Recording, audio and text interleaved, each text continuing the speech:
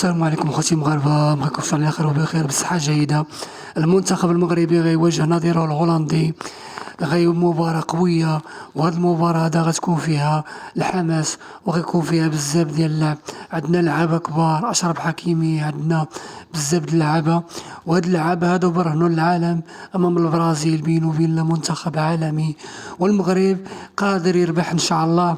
وخرج في تصريح ابراهيم افلاي قال لهم المنتخب المغربي في المتناول، المنتخب الهولندي.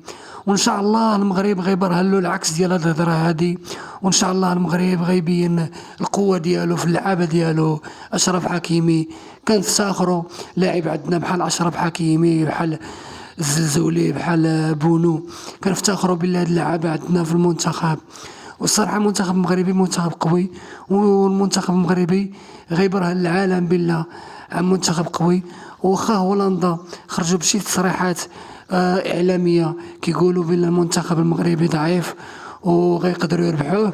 يعني حنا المنتخب المغربي حنا ثقين فيه، وان شاء الله غنربحوا شي 2-0 ولا 1-0، وان شاء الله غيكون الخير. وكاين المغرب ديما قادم بقوة، وفي هذا الماتش هذا غيكونوا بزاف ديال الإثارة واللعب وبزاف د الحوايج زوينين. والمغرب قادم بقوة. وتحياتي اخوتي المغاربة، وان شاء الله المغرب غيقول الكلمة ديالو في هاد كاس العالم هادي، غيقولها بقوة. حيت المغرب راه عنده ميز قال، وعنده لعابة كبار ومدرب كبير بحال محمد وهبي. محمد وهبي كاريزما الصراحة، وداير معاه بزاف ديال مساعدين كبار كيديروا التحليل للعابة، كيديروا تقارير على اللعاب اللي غيلعب معاهم، كيديروا تقارير بزاف ديال الماتشات. والصراحة المنتخب المغربي قادم بقوة.